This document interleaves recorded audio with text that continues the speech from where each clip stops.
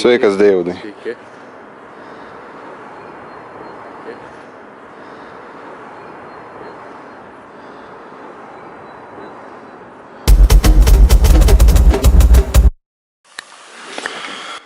Tai ką, susirinkom pavalgyti, kaip įminta sako, paėst.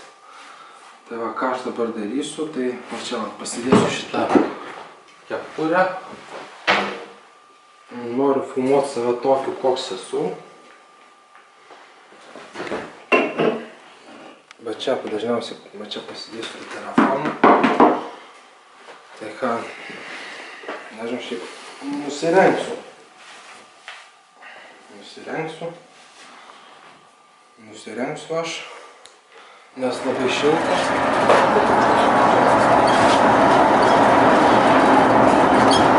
Nekreip dėmesio, ką.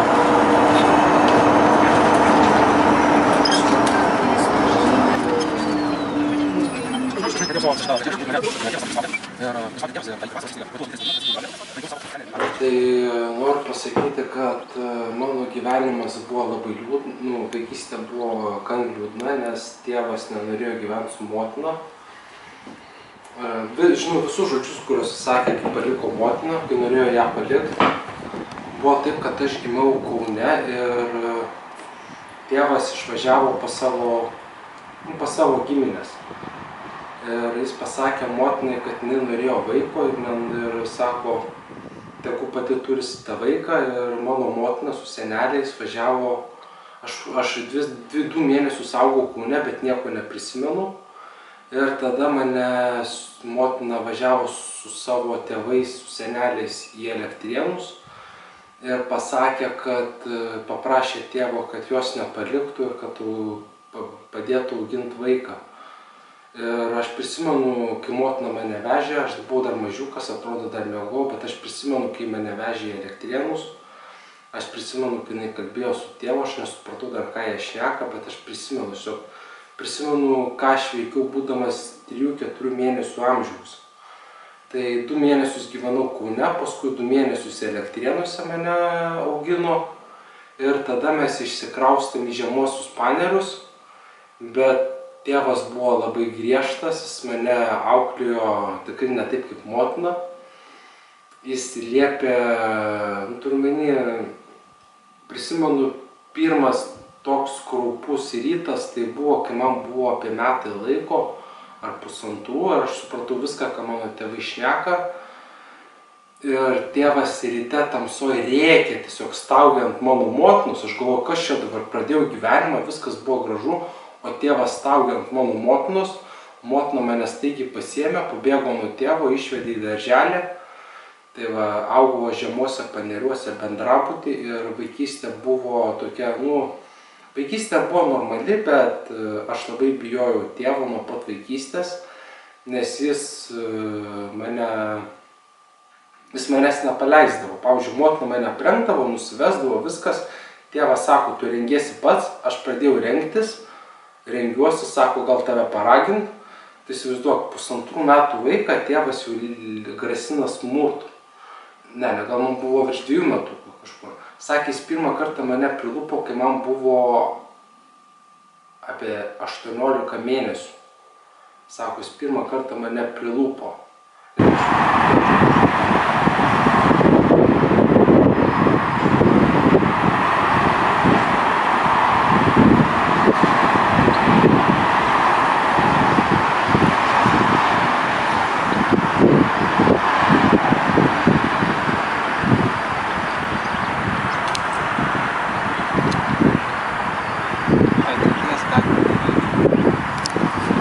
Taip.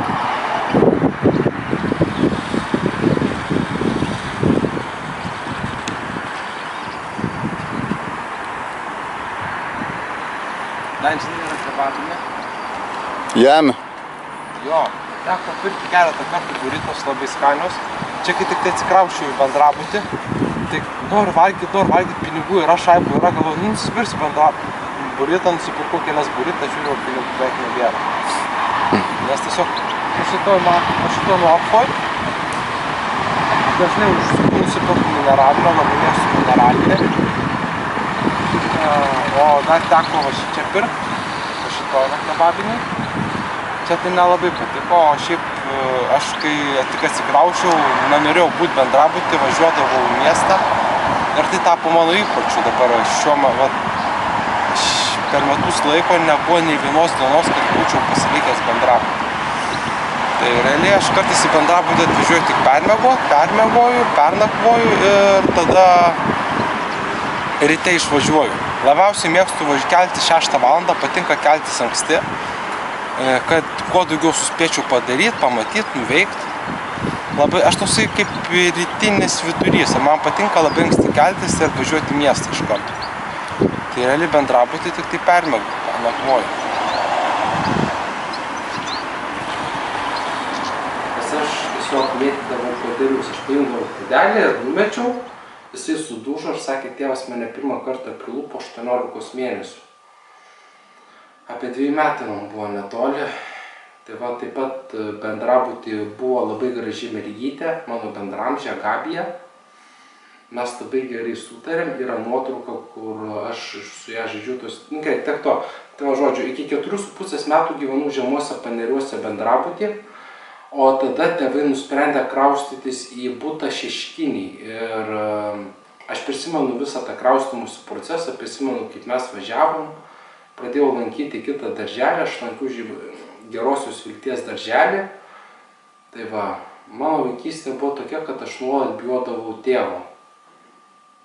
Kai atėjo 6 metukai gimė sesuo, tai va, ir tiek, kad žodžiu, mano vaikystė buvo sunki, nes klasiai būdavau atstumtas, prieš mane naudodavo jėgą, klasiokai, buvo ne kartą susimušta, buvo labai daug muštynių. 4 klasėje buvo surengtas tėvų posėdis, kurio metu buvo tariamasi, ką daryti su mano skriaudikais 4 klasėje. 5 klasėje, bet aš labai gerai mokiausi, aš iki 5 klasės buvau vienas iš geriausių mokinių. 5 klasėje aš apsileidau dėl to, kad norėjau pajusti, ką reiškia tas pacaniškas gyvenimas. 6 klasėje mane tėvas privertė susiimti ir po kelių tėvo žodžių aš nusprendžiau, kad aš mokysiuos, aš eisiu į universitetą galbūt. Ir 6 klasėje pradėjau mokytis ir po 6 klasių mane pervedė į kitą mokyklą, kurioje mokytis sekėsi dar geriau. Aš gavau labai daug žinių, tai buvo Taikos pagrindinė mokykla Justiniškėse. Ten mokiausi 2 metus ir stojau į gimnaziją. Bandžiau patekti į licėjų, bet man pritrūko 1 balo. Man pritrūko tik 1 balo.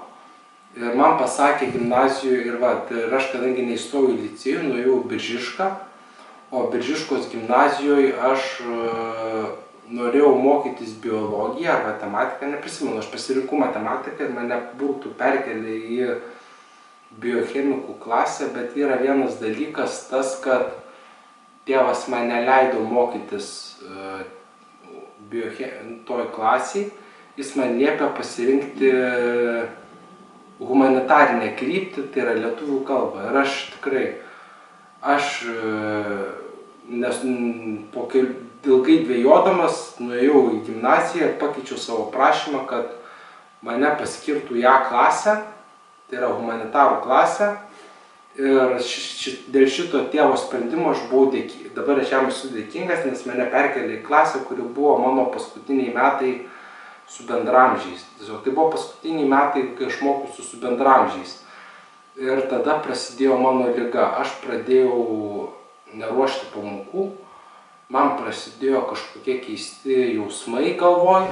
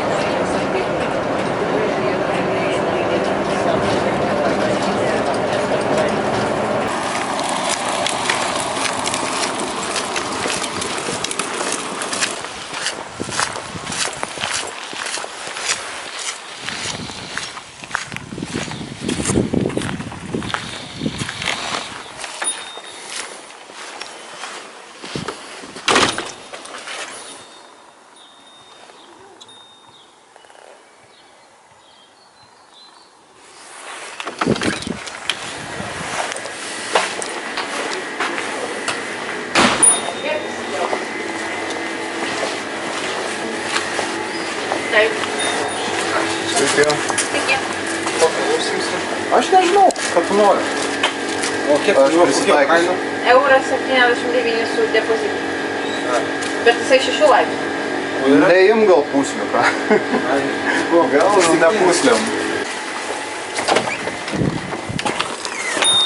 O tu žinosi, kaip namo parvažiuoti, kad tave palydėt bičiu.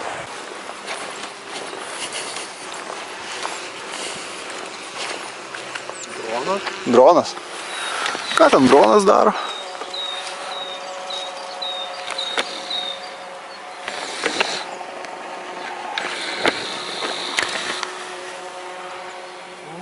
A, čia šitie, čia žurnalistai. Kokie? Čia naujųjų verkių bendruomenės. Jie visą laiką karts nuo karto pafilmuoja šitą vietą. A, Jie daro šitą vizualinę medžiagą socialiniam tinklam. Tai va, šičia, čia, ateik, va šičia, va šitik atsispiesiu, bendrabučio. Tai va, bendrabutį aš šitą pasiūlymą gavau praeitų metų vasario 2 dieną. Tiesiog paskambino motina ir pasakė, kad siūlo bendrabutį, bet aš taip nujaučiau, kurioj vietoj, sakau, Oškyniuose, sako jo. Tai va, Krempiliai. Tai va, šitam bendrabutį gyvenu lygiai metai, kaip gavau raktus, lygiai metai, kaip esu šitam bendrabutį.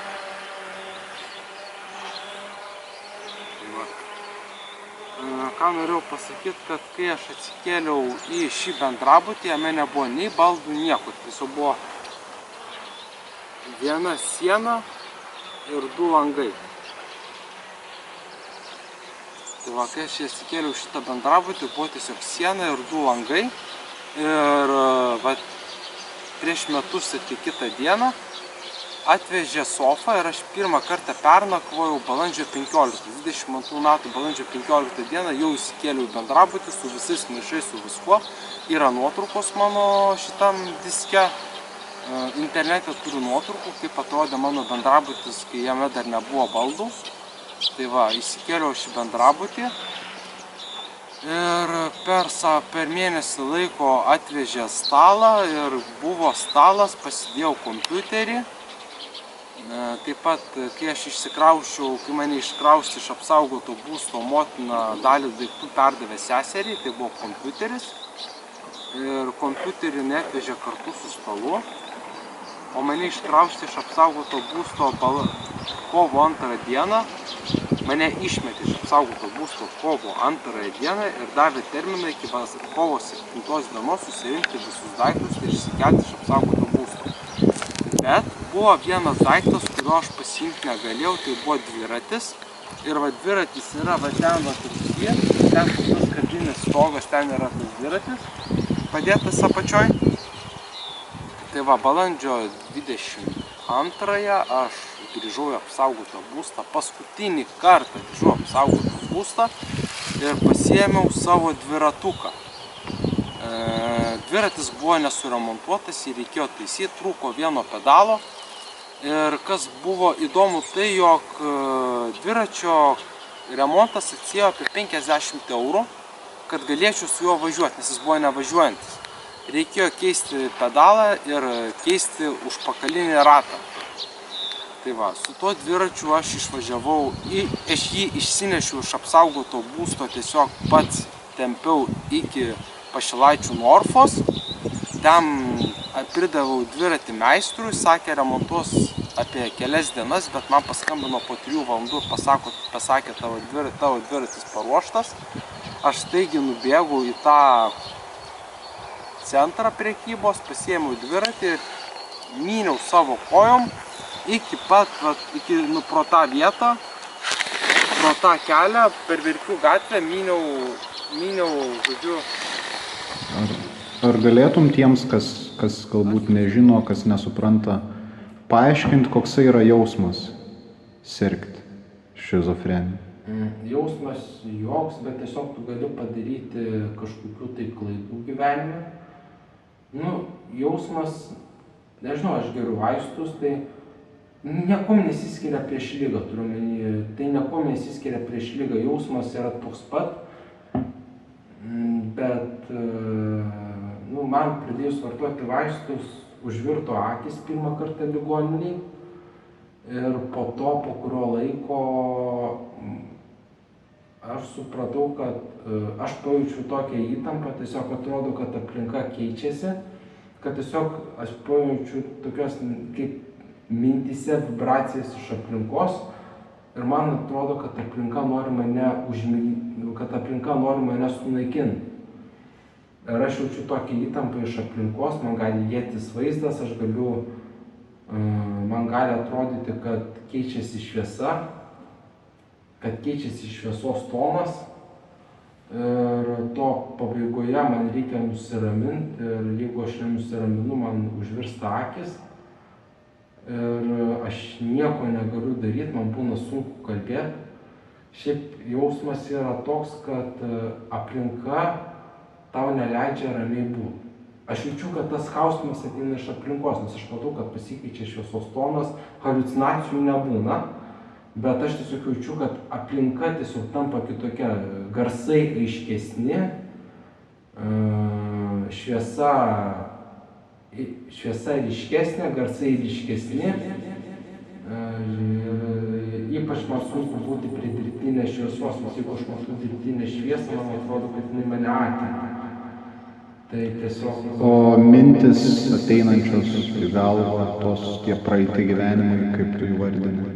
Tai buvo vieną kartą gyvenime, daugiau tai nepasikartojo.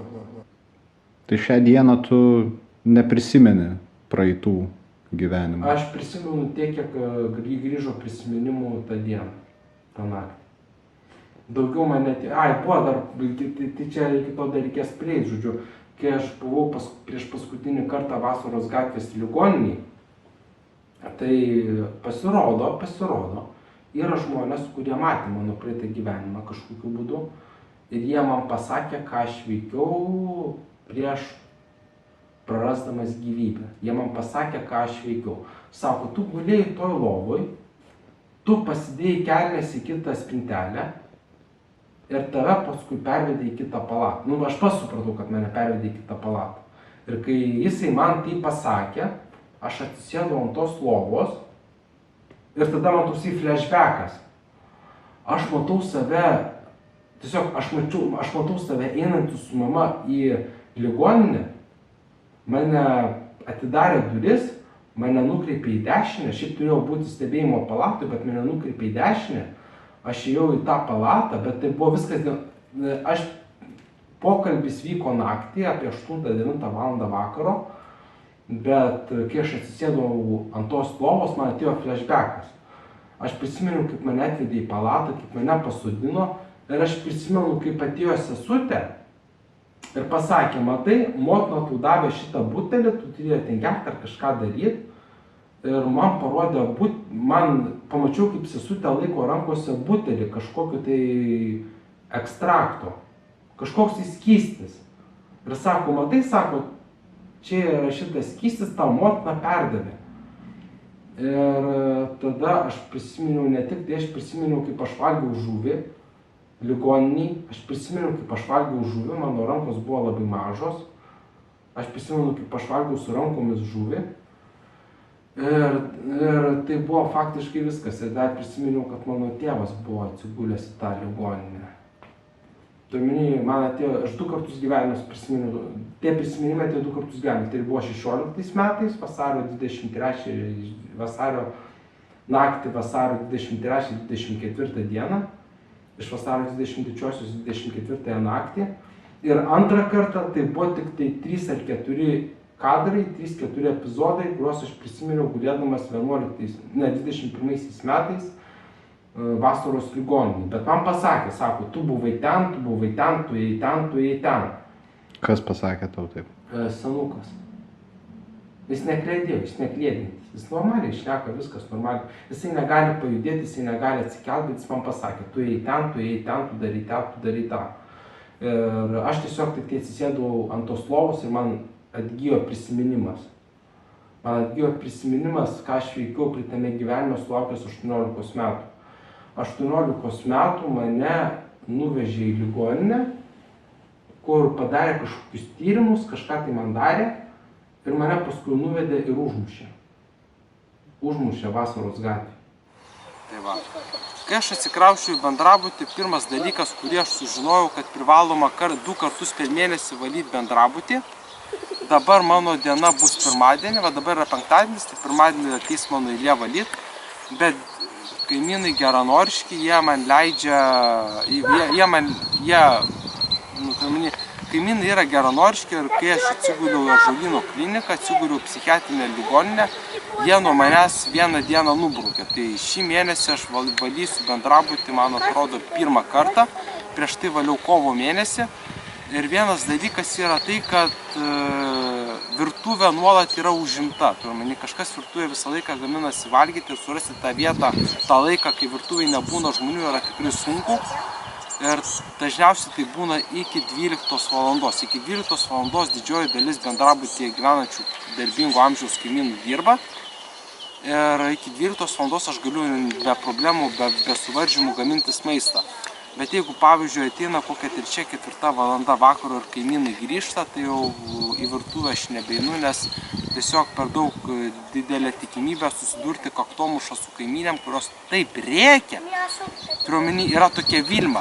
Jinai taip rėkia, nuo jos balso skamba visas bendrabutis. Tos kaimynės aš bijau labiausiai. Dabar galim po truputį eiti į mano chatą.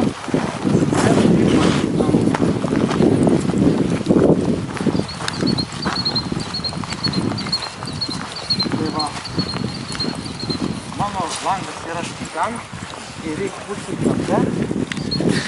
Mano langas.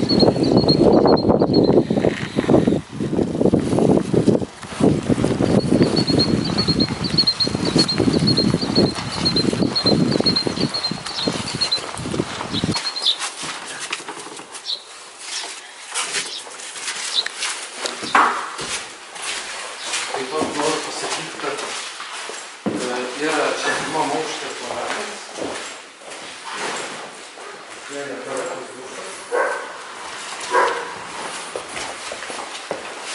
Čia yra dušas, bendro naudojimo kamera.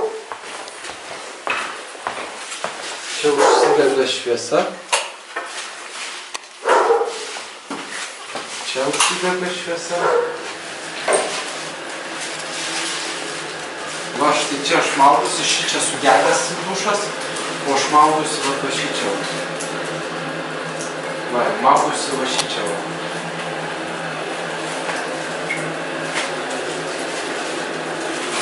Čia buvo darytas sienų šveitimas, buvo nušveistos visos sienos, nes prieš atsikraušiu čia buvo toks pelėsis.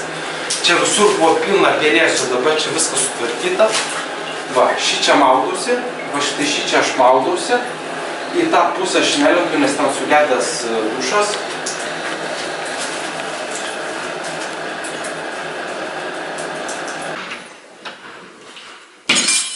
Va, pamatai, čia yra problema su raktais, nes, va, pasižiūrėk, va, čia yra šitas yra pačiam gale, tai dėl to realiai reikia kišti raktą taip, kad jis pataikytų šičia. Tai va.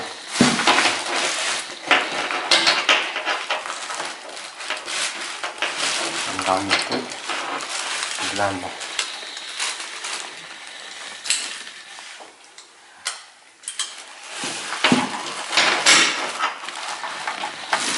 Tai va.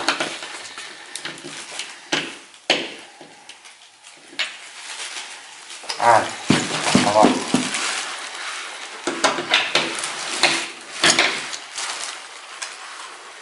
Va taip.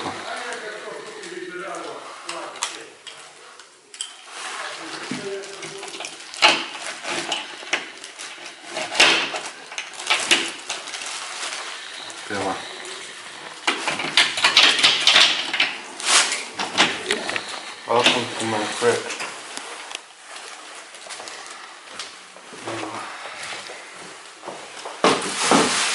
Tai va, čia mano namai. Čia va. Šitą nukraušiau visas palangės dėl to, kad užsakyti roletai man kitą savaitę atveš, po 2 savaičių atveš šitus roletus ir sumontuos. Vat, abu du langai. Apie makam, vat bus roletas, galiu pasakyti. Bus roletas šitam langui, bus roletas šitam langui, šitam ir vat, tiek pat roletų bus ant to lango. Tai va. Dabar ką aš darysiu, tai dabar planuoju aš darytis maistą. Galiu pasakyti, kad turiu šaldytuvą, bet yra viena problema. Šaldymo kamerą reikia karts nuo karto atšildyti. Šaldymo kamerą reikia karts nuo karto atšildyti. Dėl to, kad kaupiasi kondensatas ir susidaro ledo pluta viršų ir apačioj. Šiaip apačioj nieko baisaus, bet viršų labai sunki ta ledo pluta ir jinai spaudžia šaldytuvo viršutinę sienelę į apačią. Tai va, iš karto nieko neviniosiu į vatą. Aš sakau, pasiimu dešrelių, pasiimu aš kiaušinių, pasiimu šitų, ką ten dar, pasiimu pomidorų, gautų iš maisto banko. Va. Ir va, šičia yra mano įrankiai, puodai, dubenėliai. Va. Va. Va, pasiimu aš iš karto, kur gaminsiu maistą. Dar tiesa, reikia pasiimti man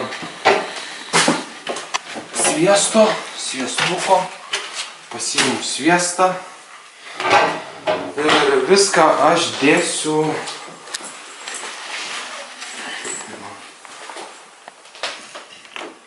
Va, čia yra mano priemonės maistui gaminti. Šitas maišas pats geriausias, tinka spalva, nebado akų. Vienas spalvas šiaip man visai patinka, bet aš labiau linkęs prie žalios spalvos, tai va, tiesa dar pasiimsiu aš druskos, pasiimsiu aš peilį,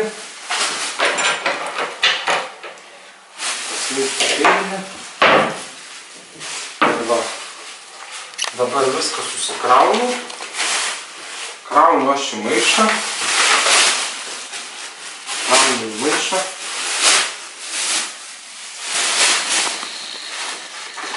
Kraunu aš viską į maišą. Dar tiesa makaronų reikia pasiimti.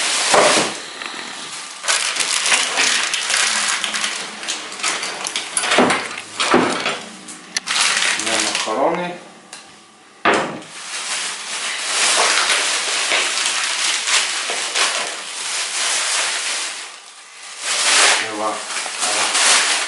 Peilis. Atrodo mano lauknešėlis. Ir einame mes į virtuvę. Taip aš, žinai, 2016 metais aš pradėjau laisvų stiliumi rašyti įrašus į Facebooką, bet aš bandžiau atkartoti psichologinius motyvus, kad tipo, kaip įvykdyti psichoanalizę, bandant rašyti, kad mane suprastų kažkas. Aš visą laiką tikėjausi, kad kažkas mane supras, kad kažkas mane skaitys. Ir tada baigėsi akademinės atostogos, tėvas pasakė, viską išsitrink ir parašyk, pajuokavau. Tai aš pradėjau bendrauti su naujaisiais grupiokais, grįžau po akademinių atostogų, prasidėjo paskaitos. Ir aš pamėginau, aš pradėjau su jais bendrauti ir supratau, kad jeigu aš noriu būti lygiavertis grupės narys, mano Facebookas neturi atrodyti kaip kažkoks tai tekstinis memuaras. Ir aš tiesiog tuo metu tada ištryniau visus savo įrašus, bet aš kaip supratau, tie įrašai pasiekė ne dėstytojus, kažkas apie mane sakė, kad žino, tai tiesiog aš per tos trumpus kelis mėnesius tiek prirašiau įrašų, kad jie tiesiog tapau Facebook'e labiau pastebimas.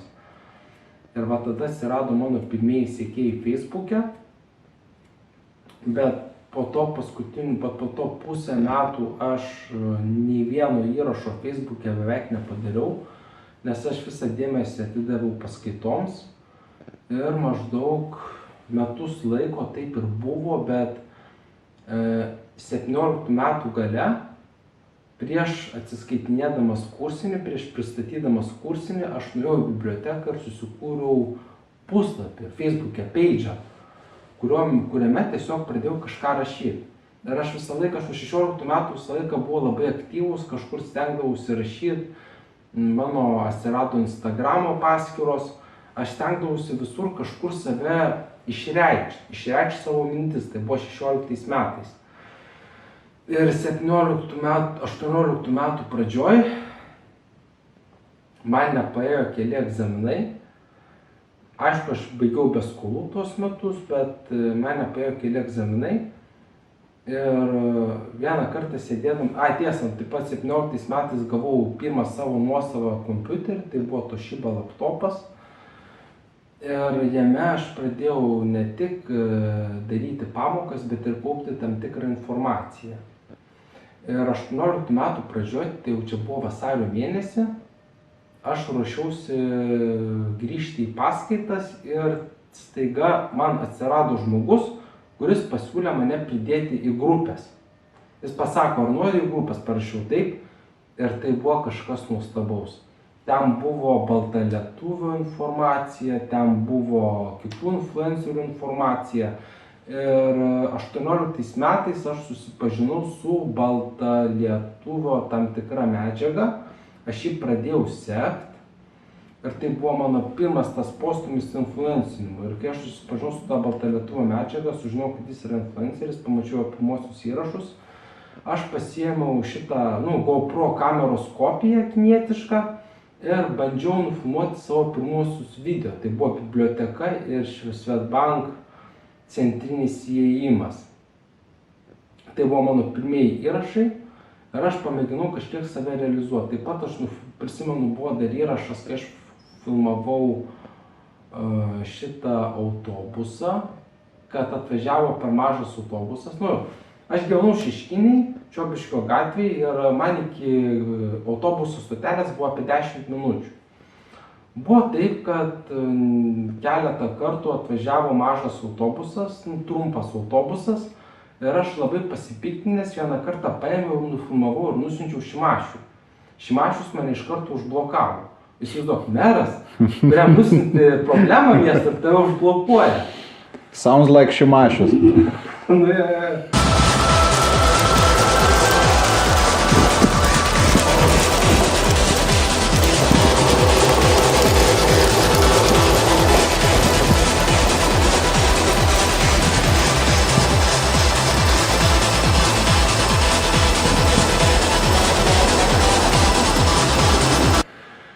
Tai va, ir tai buvo mano pirmieji įrašai. Po to prasidėjo antroji mano, aš esu ne tik vlogmakeris, aš esu taip pat ir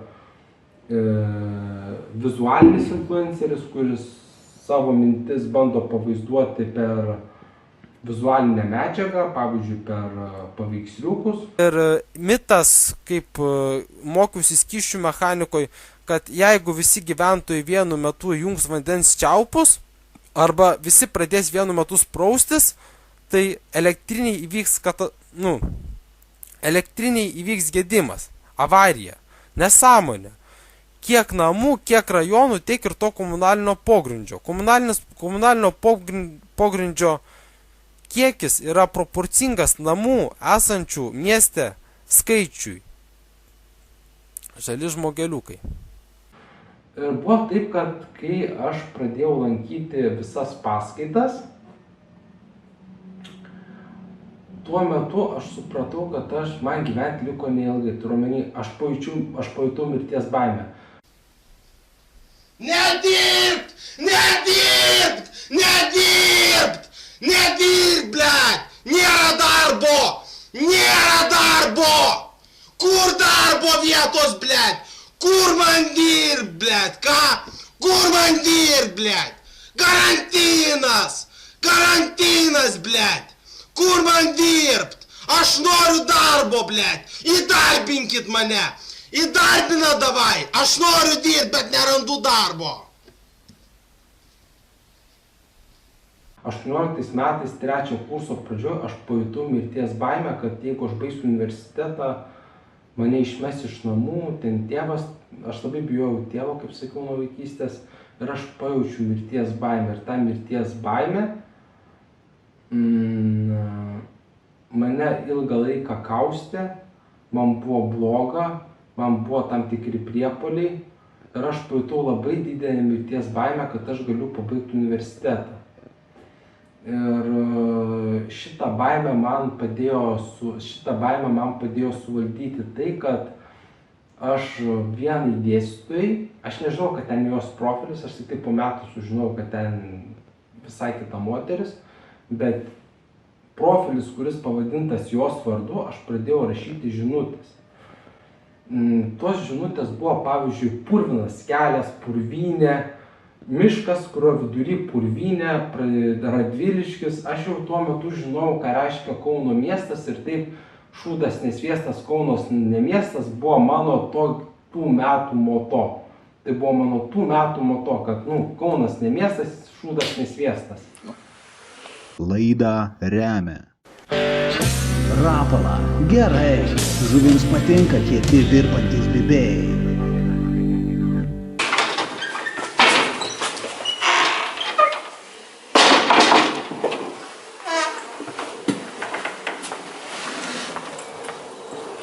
Čia padaryta rūkimui, čia tik tai rūkimui padaryta. O kas čia? Kas ten? Skardis, laiptai. Laiptai, jo, bet čia niekas jis nelipa. O čia uždaryt? Ar ne? Jo, reikia uždaryti, ne, vasarą tai negalima uždaryti. Vasarą draudžia uždarinėti, nes tipo geriau vedinasi.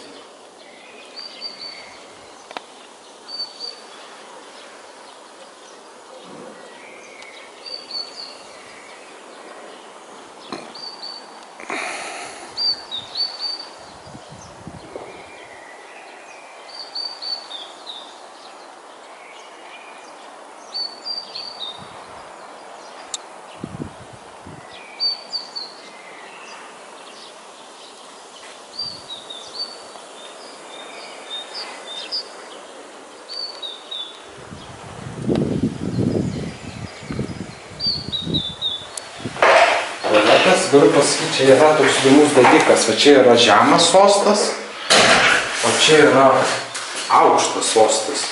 Ir kai tu valai tualetą, turi nuvalyti va šitas sienelės. Moteris dažniausiai eina šičia, o vyrai eina šičia. Čia galima sakyti yra čia vyrų tualetas, o čia moterų tualetas. Dažniausiai moteris eina į šitą pusę, vyrai eina į šitą pusę. Aš einu truputį į savo sostą.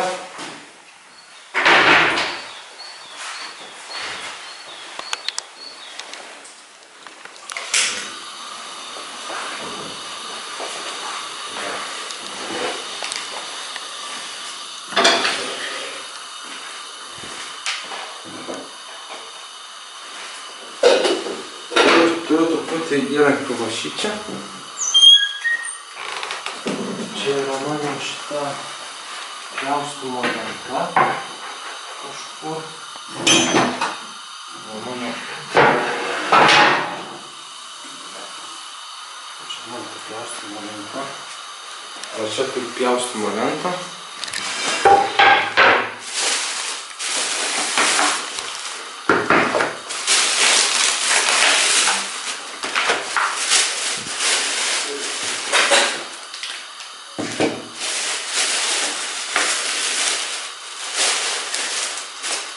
Darysiu makaronus su dešrelėm. Čiuptas į tą patį maišą.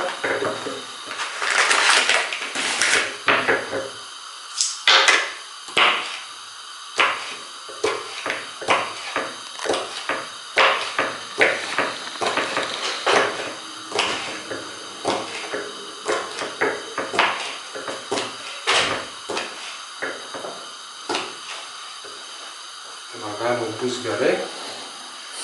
Tada sviesto.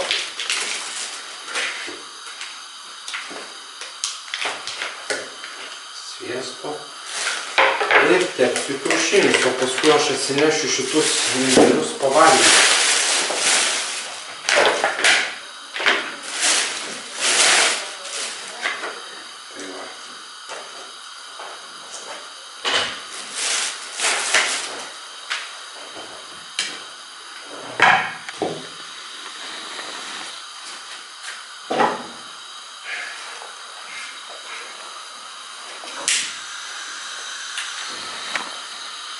Что?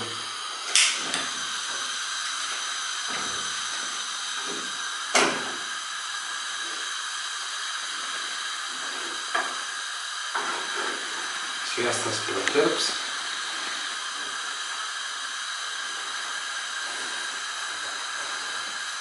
Tada dedu aš tas dešreles.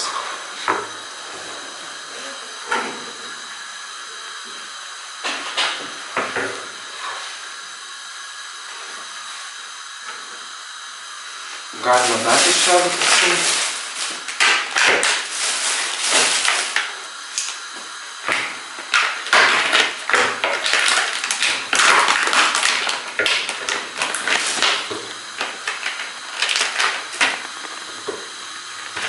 Aš labai mėgstu mėsą, be mėsos negaliu gyventi. Man turi būtinai būti mėsos, nes jeigu aš mėsos nepavalgau, aš jaučiuosi visą dieną alkanas. Dedam kiaušinius. Gerai.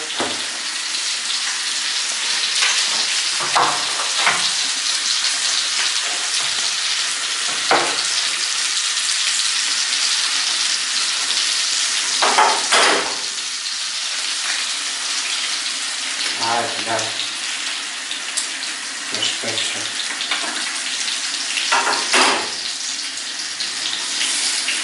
Ой, блядь, ты что, супое kiaušiniai? Spuoja kiaušiniai. Nu ką padarysi? Jo, tiesiog mes. Nu, aš pasižiūrėsiu, dar kiti bus yra.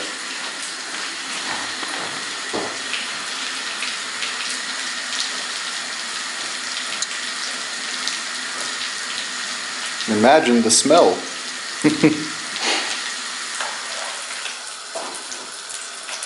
Apversk. Ne, normaliai atrodo.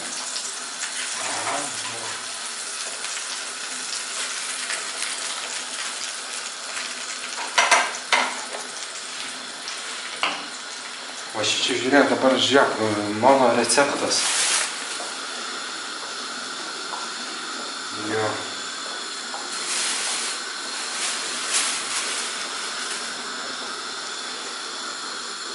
Kai jie išsileis, aš įdėsiu dešreles ir paskui eis į vandenį.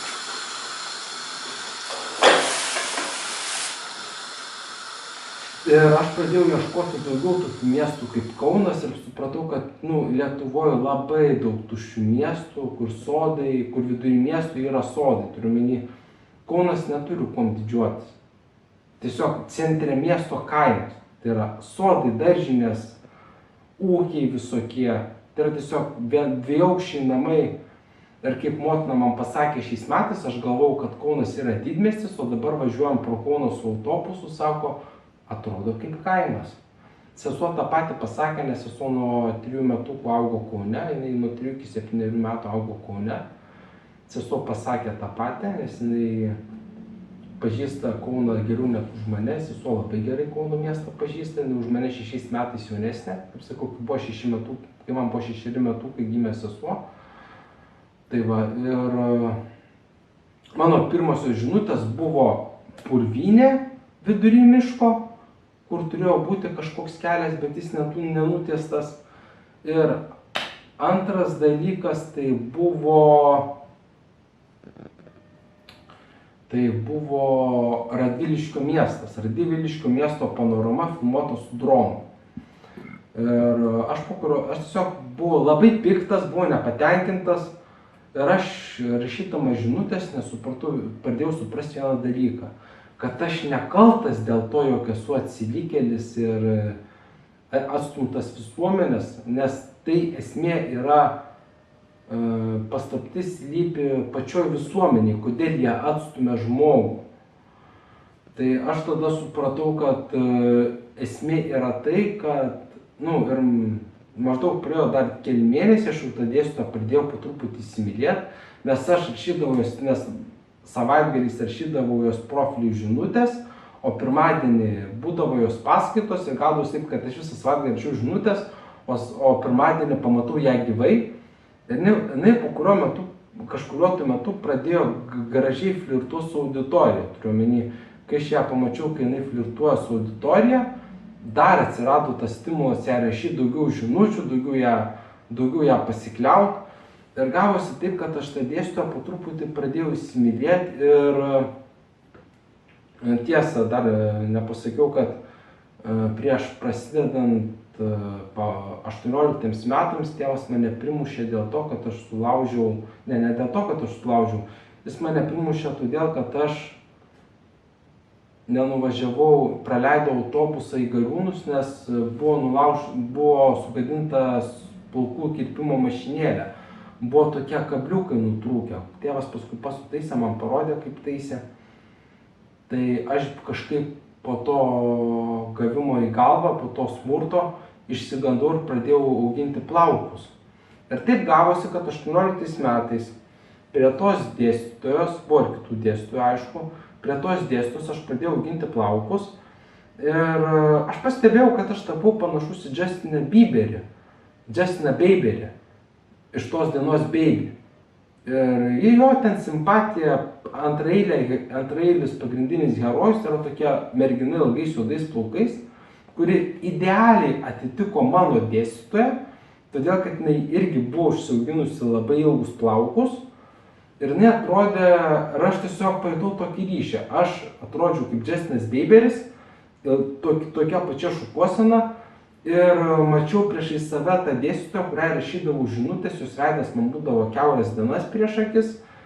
Ir aš supratau, kad ta daina Baby atitinka mano tuo metu būseną 18 metais. Ir tada aš supratau, kad aš esu kur kas daugiau nei tik atsilikėlis, neįgalus, blogas studentas. Aš esu kažkas daugiau. Nes toj dainoj buvo dainuojama apie žmogų. Toj dainoj buvo parodomas mano point of view, mano tas point of view universitete to mokymosi epizodas. Ir tiesiog aš supratau, kad dainas galima kurti ne tik apie geriausius pasaulyje žmonės. Dainas gali kurti ir tokie paskutiniai nevykėliai kaip aš. Ir po kurio laiko aš atradau daugiau dainų, kuriuose minima ta meilė, laikinoji meilė žmonių saugos dėstytojai. Garbingieji te žmogaus teisių šalininkai, parodykit Dianos Mikulėnaitės dainas. Aš noriu pamatyti Dianos Mikulėnaitės dainas. Davai, parodykit Dianos Mikulėnaitės dainas. Parodykit Dianos Mikulėnaitės dainas.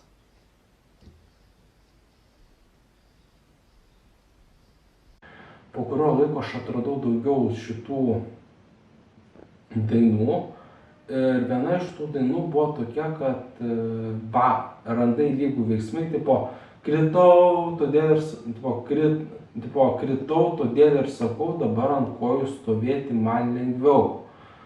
Tai aš pradėjau kažkaip nertis į tą muzikos pasaulį ir ieškotis dainų, kurios atskleistų mano vidinį aš. Ir aš pastebėjau, kad tų dainų yra ne tiek jau ir mažai. Ir praėjo dar metai, praėjo dar pusmetis, prasidėjo 4 kursas, jau žmonių saugos dėstytoja buvo praeity. Ir aš tada pradėjau galvoti. Jeigu Justinas Bieberis dainavo apie tą 18 metų savo trumpą gyvenimą, tai aš supratau, kad jisai būtent ir mirė, nes yra tokie žodžiai I'm into pieces, baby fix me. Aš išsitaškęs, meluoju, sutaisyk mane. Tai būtent šitie žodžiai pasakė, kad Justinas Bieberis, jisai gyvendamas tokiom pačiom sąlygom kaip aš 18 metais, jisai nusižudė. Nes kažkas atsitiko, kad jį užpuolė valdžia. Šiaip čia labai graži vieta, va to pusė mano profesinė mokykla, į kurią planuoju sugrįžti po metų.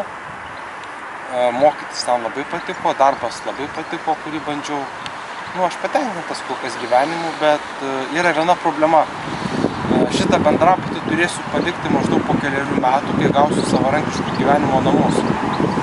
Kai pradėsiu gyventi savarankiškų gyvenimo namuose, man teks išsikraustyti iš bendrabučio, nes ir bendrabutį turėti ir gyventi socialinėje įstaigoje kartu negalima.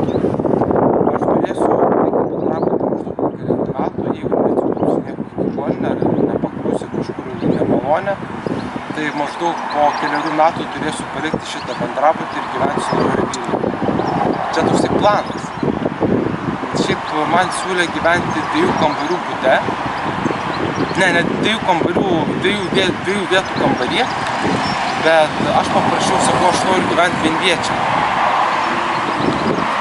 Ir tipo esmė tokia, kad jeigu aš noriu gyventi vienviečiame kambaryje, man reikia parašyti prašymą kitą savaitę ir tada mane perkels į kitą eilę, žodžiu.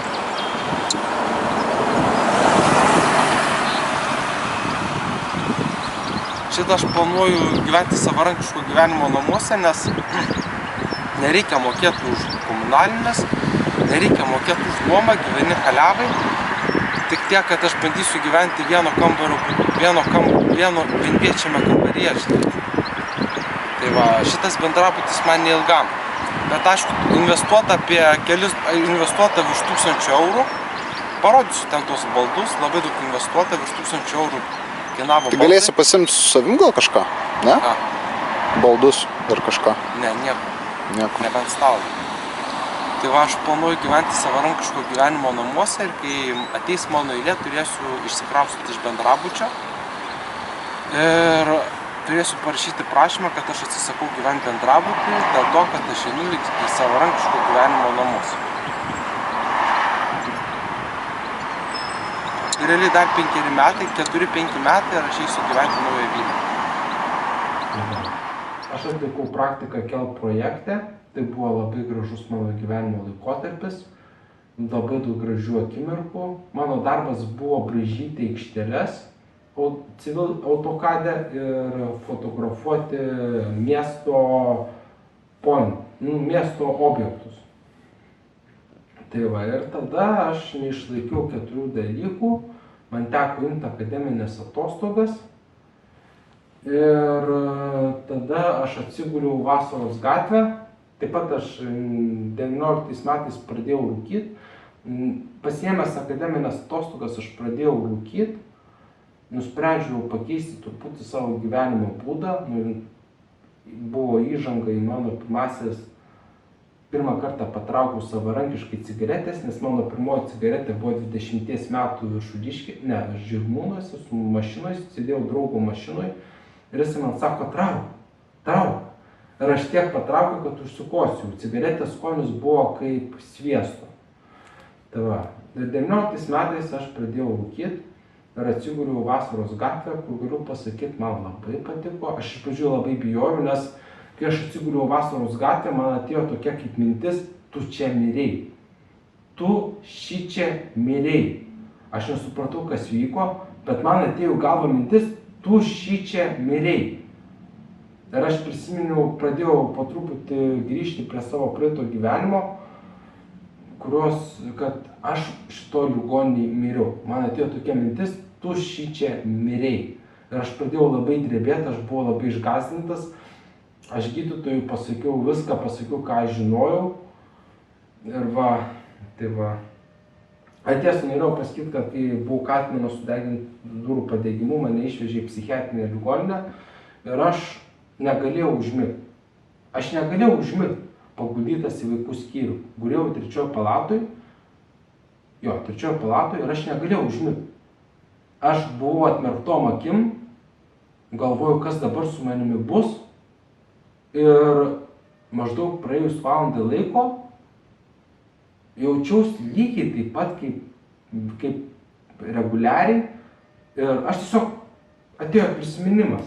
Įsivaizduok, va, tu tarkim gyveni žaidži kažkokį tai Momo RPG žaidimą, yra kažkokie tai ten tipo tekstų ištraukos ir tu prieini tam tikrą pointą, checkpointą, ne? Ir tau atsiranda prisiminimai, tipo tam archyve. Ir man atsirado prisiminimas, kad aš buvau nuvežtas į tą vaikų skyrių praeitame gyvenime. Ir buvo 2010, turiu omeny, prieš 30 metų Vilniui buvo 2010 metai. Ir mane tėvai pasiėmė po dienos. Praėjo para laiko ir mane pasiėmė iš tos skyriaus ir tėvas sako, tai kur skerdikas? Sako, tai kur skerdikas?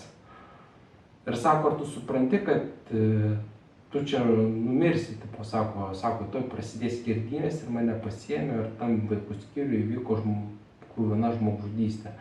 Skyriuje buvo įvykdytas smurtas, pasikėsinimai į gyvybę ir mane tėvas nuvežė atgal į namus. Aš gyvenau tam pačiam bute, tam pačiam name ir tėvas sako, ar tu supranti, kad tu turėjai būti tam skyriui, tu būtum nebegyvas. O čia vaizduotė tavo, ar tau atrodo, kad taip iš tikrųjų įvyko? Ne, čia buvo prisiminimas, ne vaizduotė.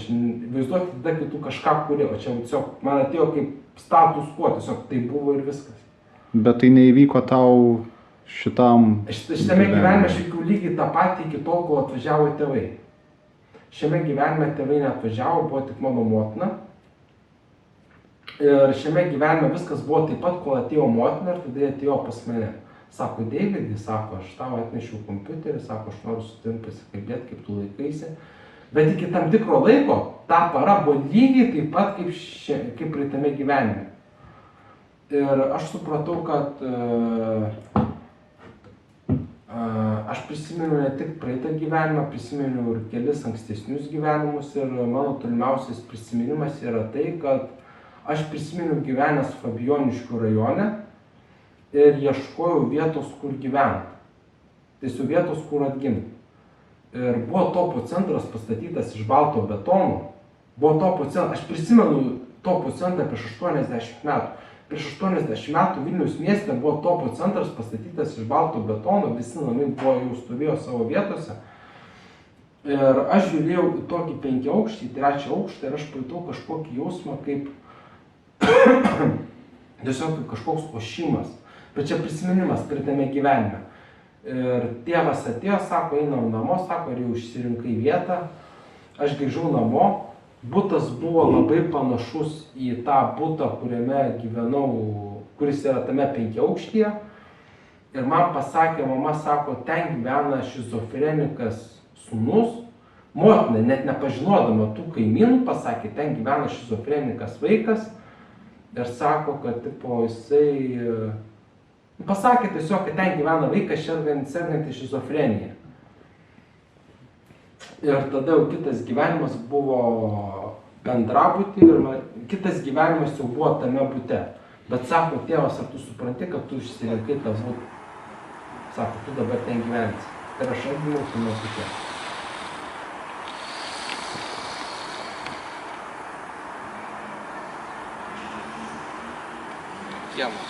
Kiem.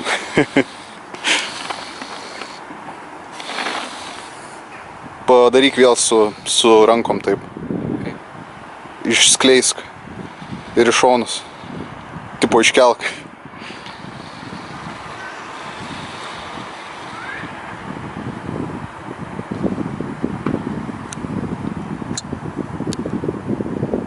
Gerai.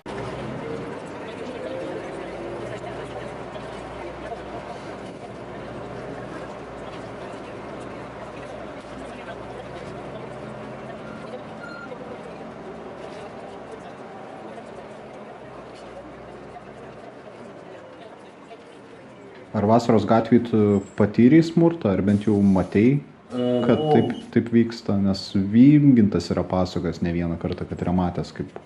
Sanitarai prieš mane nėra smurtavę, bet buvo vienas atvejis, tai buvo, sakau, 19 metais prieš pradedant karjerą.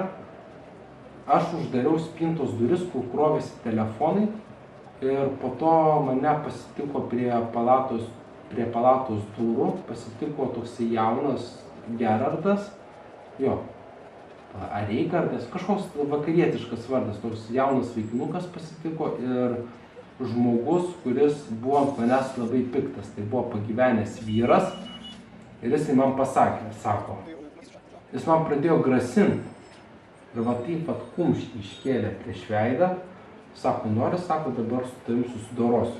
Čia pacientai buvo? Pacientas, tai pacientas. Ir mano motina paskui pasakė, po kurio laiko pasakė, aš sako, ten vos neįvyko smurtas. Tai aš paskui kitą dieną buvo vizitacija, aš pasakiau skyriaus vedėjui, kad man grasino toks vyras pagyvenęs. Ir kaip jau būtų keista, tas skyriaus vedėjas visą laiką, jisai viską apie visus žino, sako, mes, sako, jį to išrašysim, bet ne, smurto ten nebuvo, bet man rimtai pagrasino tas vyras, sako, aš turiu baltą bilietą, sako, aš esu nepakaltinamas, aš galiu su tavim daryti, ką tik noriu. Ir mane tas išgąsdino, nes jis yra pagyvenęs, o kiek aš žinau, pagyvenus su Rokiškiu beveik nelaiko. Tai mane tiesiog išgąsdino tas toksai, ta tokia akistata ir tas tokia baimė to, kad jisai man gali daryti, ką nori, o jam niekas kitas nieko nepadarys ir jisai gali būti nebaudžiamas.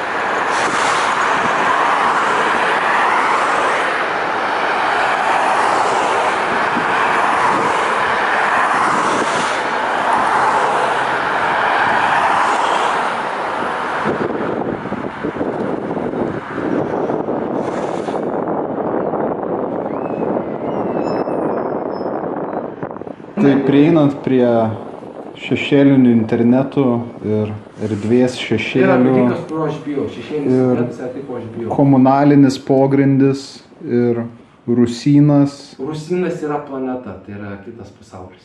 O kas yra Rusynė? Tai va, kai aš...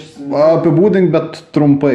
Kai aš įsimylėjau tą dėstytoją, aš pasiklausiau, aš supratau, kad ta dėstytoja buvo ne viename gyvenime, kad jinai buvo ne viename gyvenime ir jinai turėjo ilgus juodus plaukus ir labai smulkaus sudėjimų, plona ir ilgais juodais plaukais. Ir aš kalbėdamasi su mama paklausiau, tai kaip atsirado žmonių saugos dėstytoja ir motina man kažkaip numykė, kad tai yra planeta, tai yra gyvenimas planetoj, kurioje... Bet tai čia tau pasakė, tai tavo motina. Su motina kalbėjau, nepasakė. Bet jinai juokavo. Juokavo, jinai labai rimtai. Tu pasitikė jos žodžiais, kad yra toks dalykas kaip Rusynas? Tai va, tiesa. Tai po 16 metų, 17 metais tėvas kažkur 6 kartus pakartojo, sako, įmesti į Rusyną, kad ten visus juos išsprogdintų. Įmesti į Rusyną, kad visus išsprogdintų. Aš galvoju, kam tas Rusynas, aš galvoju, kad jis kalba apie Rusiją. Nes šiaip aš Rusiją, galiu pasakyti, aš Rusiją jaučiu simpatiją nuo pat mažumės. Aš galvoju, Rusija, galvoju, kad ten civilizuoti žmonės, ką ten sprogdint. Ir praėjo metai, susitikau su žmonių saugos dėstytoja ir sakau, kaip jinai atsirado. Ir motina kažkaip taip numykė. Ir aš tiesiog taip mintise pamačiau kažkokį labai didelį padarą. Mintise pamačiau labai didelį padarą žmogaus pavidale. Labai didelis padaras. Ir aš supratau tada, kas yra Rusynas. Rusynas tai yra pasaulis, kuriame gyvena milžiniški rusai, milžiniški vyrai. Jie, man motina, turbūt pirmą kartą aš apie Rusyną supratau dar šitais 13 metais, kai aš pradėjau domėtis Džonu Titoru, paskaičiau straipsnį apie kelionės laiku. Ir ten buvo komentaras apie Džoną Titorą. Ir aš sakau, kaip gerai bus ateityje. Ir motina man parodė su akim, kažką jinai man parodė su akim, motinos akis taip išsiplėtė, kad aš supratau, kad motina, kad yra kažkas didelio, žinai. Kad yra kažkas didelio. 13 metais aš supratau, kad yra kažkas labai didelio. Ir tada, kai motina numykė man tuo balsu, aš pamačiau prieš akis kažkokį didžiulį padarą. Aš supratau, kad Rusynas yra planeta, kad tai yra tiesiog pasaulis, kuriame nėra nieko, tai yra tiesiog didžiuliai padarai, didžiuliai masyvūs padarai, kurie sukurti tik tam, kad nužudytų. o aš gimęs Rusinė, būsiu kaip ta žmonių saugos dėstytoja, tai galbūt šiek tiek aukštesnis, plonas kaip mergelė, ilgais plaukais. Ir taip pat supratau, kad aš praeitame gyvenime buvau kaip žmonių saugos dėstytoja, tik tai tiek, kad trumpai kirptas. Užpraeitame senesniuose gyvenimuose aš buvau labai smulkus. Aš sakau, mama, kodėl aš buvau toks smulkus? Sakau, kodėl aš buvau toks smulkus? Kodėl aš buvau toksai, nevykęs, neužaugęs, supranti? Aš praeitame gyvenime buvau neužaugęs, man buvo 18 metų, o aš svėriau gal tik 40 kg, įsivaizduoji? Aš svėriau 40 kg, būdamas 18, gal net mažiau, gal net 40 nebuvo. Aš praeitame gyvenime svėriau mažiau nei 40 kg 18 metų. Ir motina pasakė, kažkaip davė suprast, kad mane nužudė todėl, kad aš buvau niekam tikęs, sako, menkystą, ten dar kažkas tiesiog. Žodis menkystą reiškia žmogų, kuris yra neužaugęs. Tiesiog neišsivystęs fiziškai žmogus. Mano protas buvo normalus, bet aš buvau fiziškai tiek neišsivystęs, kad aš buvau visiškai niekam netinkamas. Ir jeigu dabar nebūčiau nužudytas po praeito gyvenimo, aš nieko nebūčiau padaręs. Aš buvau toks fiziškai neišsivystęs, kad mane tiesiog užmušt buvo jokų darbas.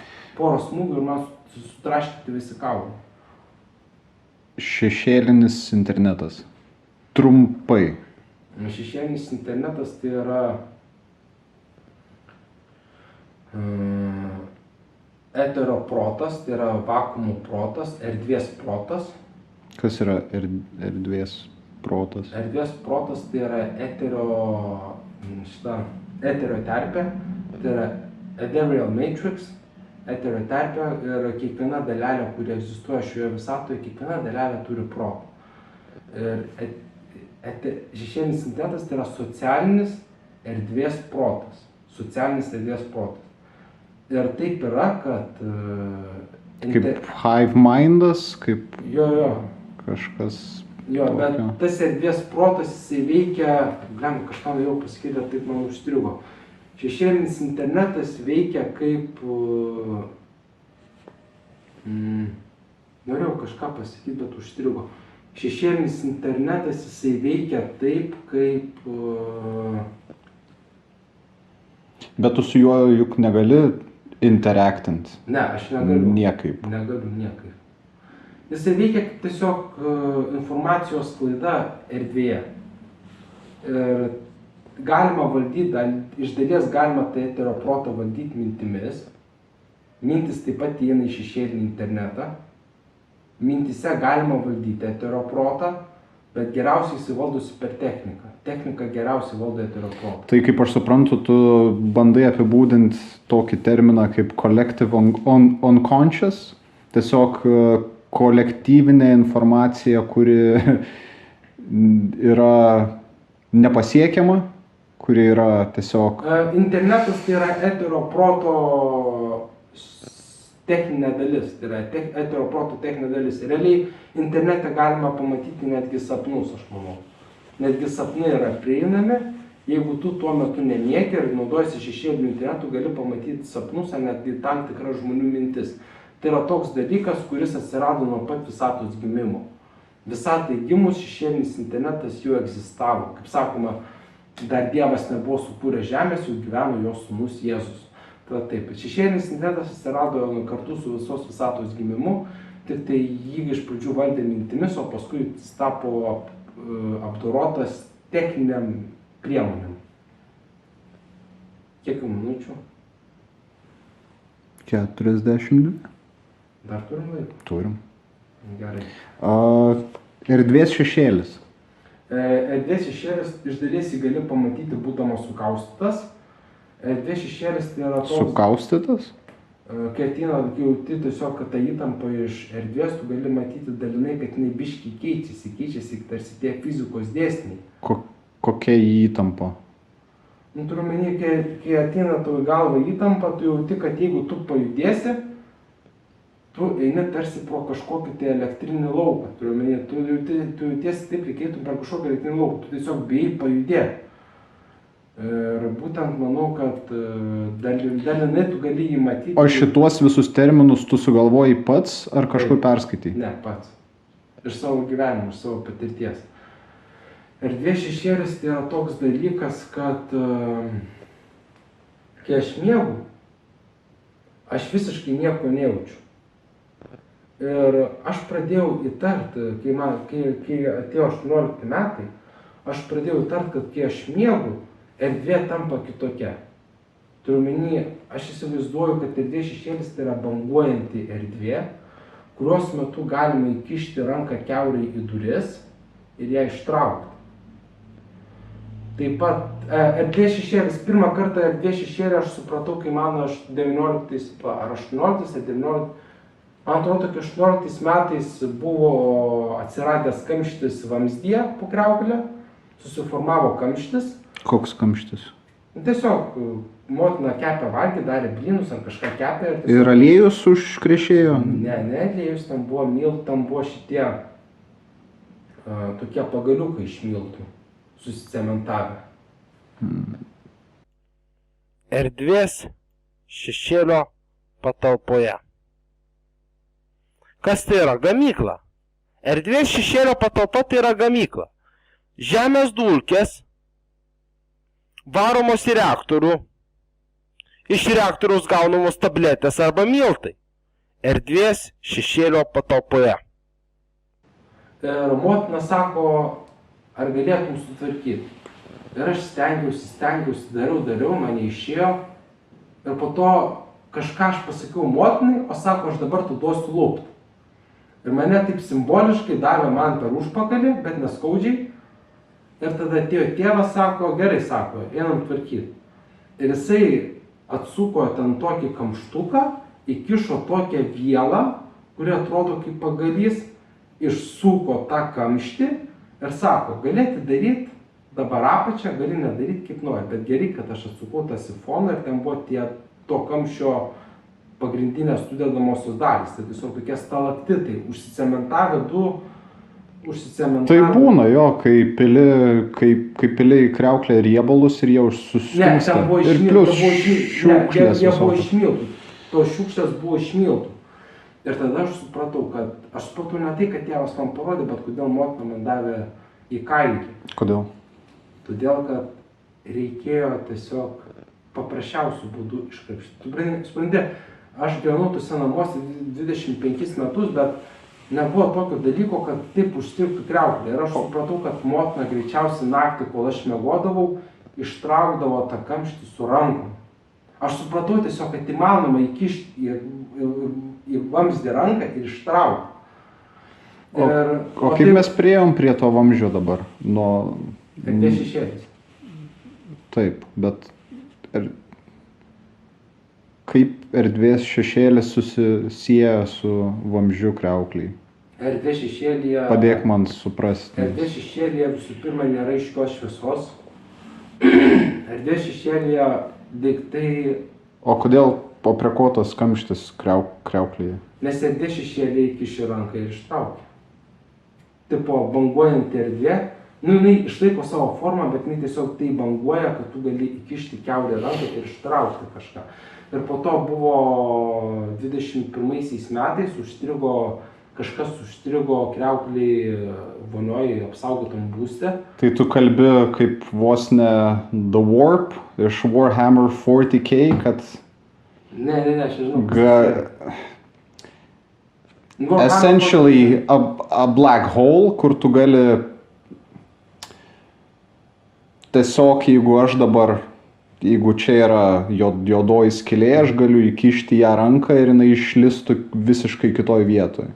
Tai ne. Maždaug tu apie tai kalbi? Ne, tavo ranka yra to pačio pozicijoje, kur jinai yra, bet tu tiesiog gali sąveikauti su kitais objektais per juos pralysdamas. Nu tai taip, čia apie tai mes ir kalbam, kad tu perini per fizinį barjerą kiaurai, pasitelkdamas kažkokį tai juodąją skylę arba The Warp ar kažkas. Iš kur tie šešėliai, iš kur tie vaiduokliai, iš kur tie humanoidai.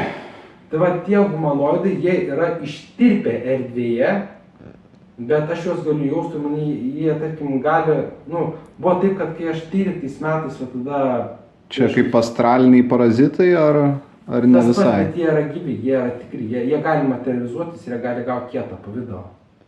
Taip pat jie gali padaryti tokius dalykus kaip nutraukti siūliuką lemputei, prapjauti tualeto plūdę, praskiesti vidurius.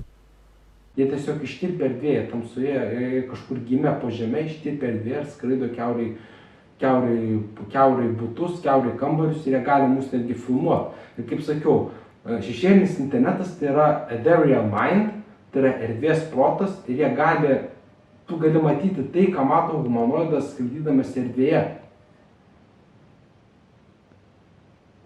Čia taip sunkokas dalykas, suprasti, bet...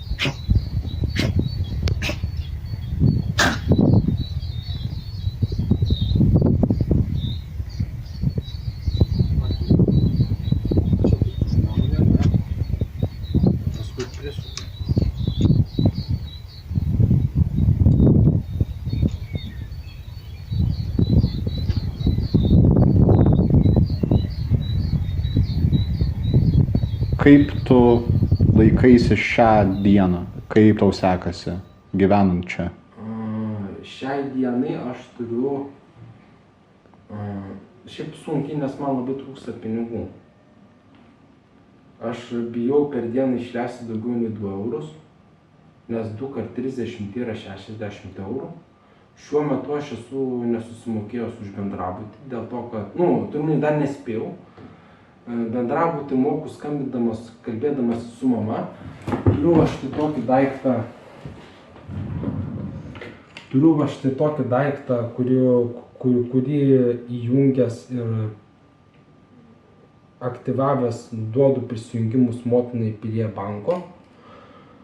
Už kambarį ir internetą moka mama, tai už mobilų ryšį moka mama. Dėl to, kad aš pats susimokėti neturėjau galimybės bent jau iki kovo mėnesio, bet šiaip aš labiau mama pasitikiu nei savimi, nes neturiu patogios prieigos prie kompiuterio.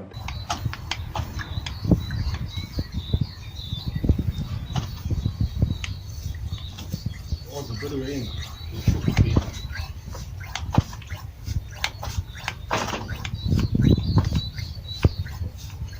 Karočią, reikės jau vežti miestą.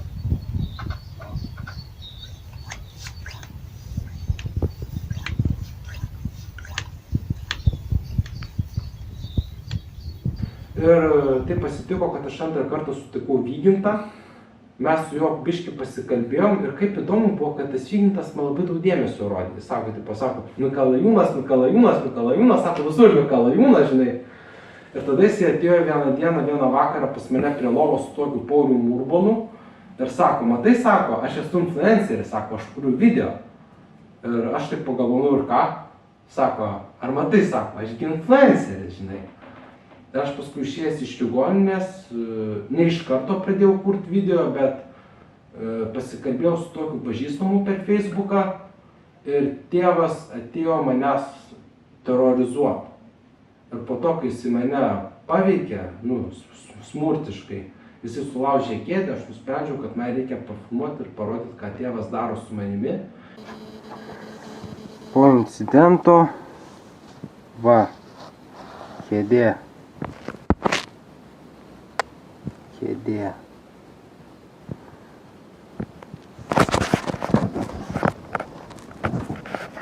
kėdė. Čia, žodžiu, slankstyta platforma. Ir tada pradėjau kalbėti jau toliau ir tada jau pradėjau filmuoti po truputį. Ir buvo toks atvejis, kai aš pažadėjau nupjauti galvą vienai darbuotojai Vilnius Teche. Jinai buvusi mano grupiokė, tarp kitko, bendramžė. Tai pas mane atėjo policija ir jeigu policija būtų atėjus tėvams esant namuose, visi mano video būtų ištrinti ir iš manęs būtų buvęs atimtas telefonas ir aš būčiau iš viso iki šito video nedagyvenęs. Tai tiek. O kodėl tu jai grasinai, kad nupjausi galvą? Neprisimenu, aš ją skundžiausi, aš ją labai skundžiausi ir neprisimenu, kaip aš tik pasakiau, bet aš buvau labai... Kodėl? Todėl, kad jinai visų pirma yra nedraugiška darbuotoja. Aš jos pasakiau, kad aš turiu šitą, sakau, kaip man padaryti tą darbą, dėl to, kad jinai nedraugiška darbuotoja, turiu meni, jinai skundžiasi, jinai atėjus, tarkim, pasiguosti tave, kaip čia pasakius, dėl to, kad jinai naudoja dėl to, kad jinai labai negražiai kalba su studentais.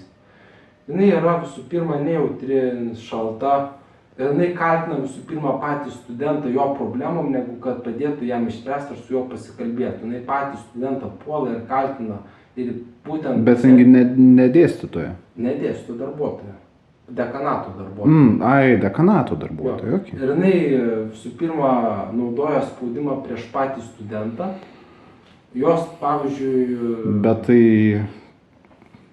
vis tiek, kad ir ką jin darytų, tu grasinai jai nupjausi galvą. Ne, aš per video pasakiau nupjausi, aš neprisimenu, kaip tai vyko. Aš buvau labai nepatenkintas, jos darbo nepatenkintas, jos atmestinių požiūrių studentą, jos to šaltumu. Aš buvau nepatenkintas ir aš apie tai ir įrašus... Visiems biurokratam bus nupjaunamos galvos. That's the message.